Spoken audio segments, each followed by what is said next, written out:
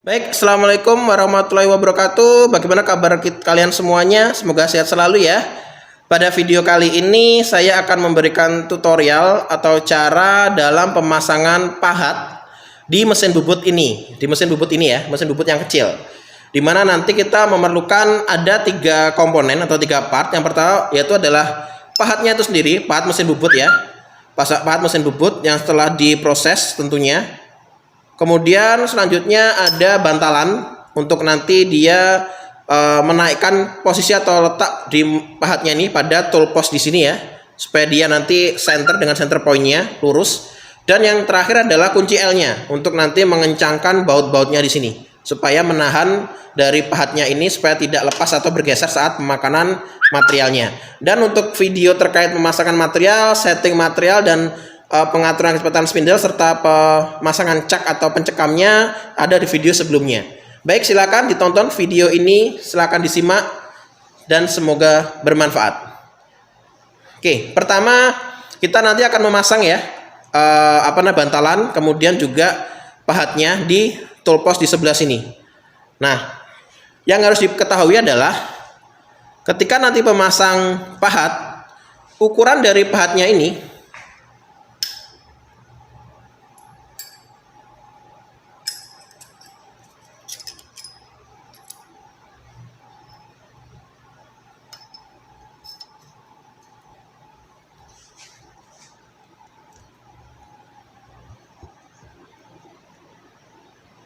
Oke, kalau kita lihat ya, dari pemasangan pahat ini, yang pertama kita tidak boleh meletakkan pahat pada mesin bubut yang ini ya. Nah, itu dia terlalu pendek jaraknya atau panjangnya dari tool post. Karena apa? Ketika pemakanan dengan material, semisal dia terlalu pendek, maka kan untuk pemakanan material sampai habis gitu ya. Sampai habis, dia kan harus digerakkan menuju sampai titik tengah ya, atau setengah diameter dari material. Namun perlu diketahui kalau dia terlalu pendek, maka bagian tool post, yaitu bagian ini, atau juga bisa jadi bagian dari bantalannya, akan ikut mengenai atau memakan bagian dari material. Nah, seperti ini ya. Padahal kalau kita lihat, ini belum mencapai setengah diameter dari material. Tapi bagian dari tool postnya, nah itu sudah mengenai ataupun juga memakan bagian dari material. Ini tidak boleh. Oleh karena itu panjang dari pahat itu harus minimal setengah diameter dari materialnya. Nah, seperti ini ya. Jadi ketika pemakanan sampai habis gitu ya diameternya, maka dia tidak akan mengenai bagian tool postnya. Nah, jadi masih ada jarak gitu ya. Jadi aman, baik bagian dari tool postnya ataupun dari bantalannya tidak mengenai material. Jadi ini harus dipastikan dulu jaraknya atau panjang dari pahatnya sudah bisa memakan setengah material. Oke? Oke, proses selanjutnya adalah kita akan mensenterkan atau meluruskan ujung titik dari pahat ini dengan ujung titik dari center pointnya ini. Dengan cara ini bisa diputar ya. Nah, ini bisa diputar. Silakan disesuaikan dengan posisi ataupun juga letak gitu ya dari pahat sendiri dengan center point sehingga bisa diluruskan nantinya, dan dari sisi penglihatan juga memungkinkan ya, memudahkan. Nah, seperti ini ya. Dan ingat di sini juga nanti dia akan terkena atau batasnya nempel ya, bersinggungan dengan bagian part ini. Oleh karena itu supaya dia tidak terkena, ini juga bisa diginiin. Nah, agak diserongkan lagi. Kemudian ini bisa dimundurin, baru digerakkan seperti ini. Nah, gitu ya. Kemudian di sini akan ada 3 baut. Ada 3 baut kan ya.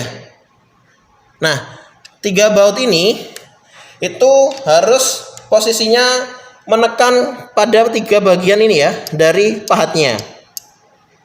3 bagian pahat harus tertahan oleh baut ini karena pahatnya panjang gitu ya. Jadi 3-3-nya harus mengenai dari pahatnya. Kalau misalkan pahatnya pendek, 2 saja bagian depannya cukup juga gitu. Pertama yang kita harus kencangin atau kita rapatkan adalah bagian yang tengah dulu. Jadi diputar ke kanan ya, dirapatkan dulu. Kemudian kalau sudah bagian yang depan. Nah, ini terlihat ini kan berada di atas dari center point-nya ya. Jadi kita ini kan kencangkan yang bagian depan, maka dia nanti akan turun ke bawah ujung dari ujung dari pahatnya akan turun ke bawah karena ditekan. Nah, terlihat ya, dia semakin ke bawah ya, belum lurus. Seperti ini. Kemudian untuk menaikkan kembali yang belakang ini yang kita rapatkan, kencangkan. Jadi ini supaya dia pahatnya ini kembali ke atas gitu ya, atau bergerak ke atas. Kalau yang depan kan bergerak ke bawah, semakin turun gitu ya. Kita lihat apakah sudah lurus atau belum, atau satu titik gitu ya. Kalau semisal belum, silakan disesuaikan dengan pengaturan kekencangan dari bautnya ini ya. Nah, jadi silakan diatur posisi kekencangan dari bautnya ya. Nah, apakah sudah lurus atau sudah satu titik? Kalau misalkan sudah satu titik, maka bisa dikatakan untuk pengaturan pahatnya pada tool post ini sudah selesai. Nanti kita akan buktikan di materialnya ya, pemakanan materialnya, apakah ada sisa titik atau tidak. Kalau misalkan masih ada sisa titik, berarti dia masih belum lurus atau belum ketemu titik poinnya. Tapi kalau misalkan sudah habis, tidak ada sisa titik di materialnya bagian tengah, maka sudah lurus atau sudah satu titik. Oke, setelah kita melakukan pengaturan pada peletakan pahat dan juga setting dari center pointnya pahat dengan center point dari tailstock, kita akan mencoba dan menguji apakah memang sudah sesuai titik poinnya atau belum. Nah, oleh karena itu sebelum kita melakukan proses pengujiannya dengan menggunakan pemakanan ke depan ya, atau facing namanya, pemakanan ke depan, supaya nanti bagian sini tuh rata dan halus gitu ya. Dan nanti pembuktiannya ada di bagian tengah ada titiknya atau tidak gitu ya. Kita mengatur kecepatannya dulu lagi ya. Ini kan masih 175 ditandai dengan A2 B3. Untuk pemakanan kita menggunakan yang kecepatan 470 ya, yaitu B2 A2. Jadi kita akan atur spindle kecepatannya dan lalu kita nanti lakukan pengujiannya. Baik, saya akan mengatur kecepatannya dulu dari 175 menjadi 470 ya. Saya putar seperti biasa. Dari A2-nya tetap ya, atau A2 tetap, B-nya yang berubah dari B3 menjadi B2. Oke, seperti ini saya coba. Oke. Nah, kemudian jika sudah siap, maka saya akan memposisikan posisi dari pahatnya ini ya, memakan sedikit saja dari panjang dari materialnya.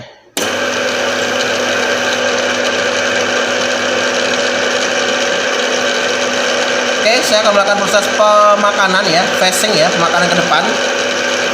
Yang tangan kiri harus berada di tombol merah. Jadi kalau ada apa-apa bisa langsung tekan mati gini ya, berhenti mesinnya. Jadi harus di sebelah tombol merah ini.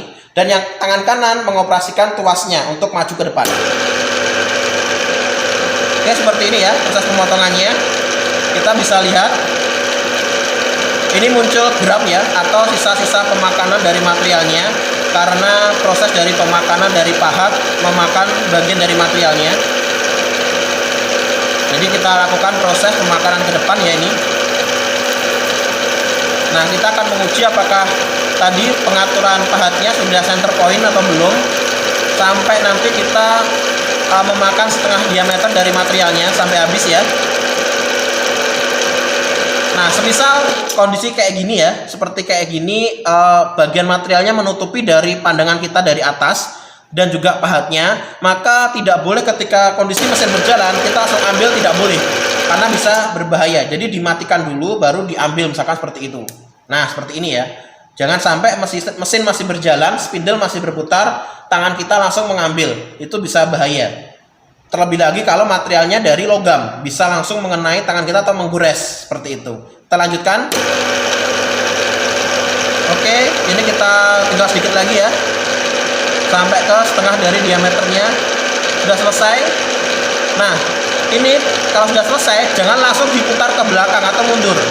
Matikan dulu, setelah itu baru dimundurin. Nah, karena apa? Takutnya nanti menggores. Nah, seperti ini ya, kelihatan ya, tadi yang menggores. Oke, kalau kita lihat di sini sudah tidak ada ya bekas titiknya, aman. Berarti bisa dikatakan setting dari pahat tadi dengan center point-nya sudah betul. Jadi ini sudah tidak ada titik lagi ya.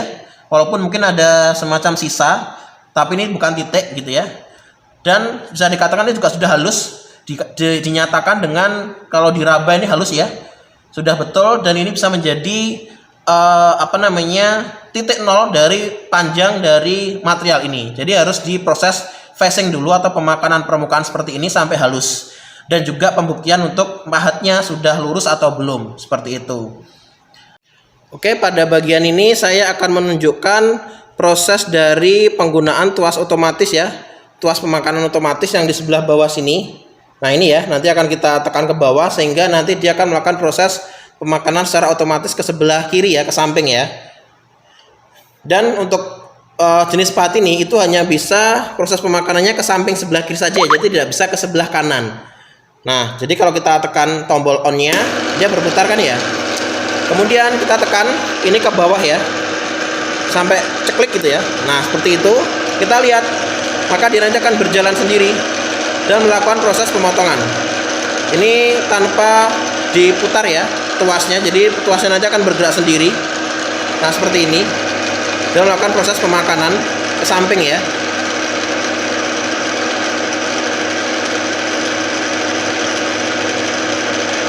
Dia semakin menuju ke bagian tengah ya, ke dalam, melakukan proses pemotongan. Jadi memang digunakan untuk proses finishing. Nah, oke, saya matikan. Kemudian ini saya angkat ke atas lagi untuk off-nya, supaya bisa digerakkan ke sebelah kanan. Nah, seperti ini. Demikian video kali ini untuk proses pemasangan pahat pada tool post, lalu juga proses dari pengaturan setting center point-nya pahat dengan titik center point yang ada di sini, dan juga proses pemakanan facing ke depan untuk pembuktian dari titik yang lurus tadi ya, setelah disetting sehingga tidak ada bekas titik di sini. Terima kasih sudah menonton video ini, sampai jumpa di video selanjutnya. Wassalamualaikum warahmatullahi wabarakatuh.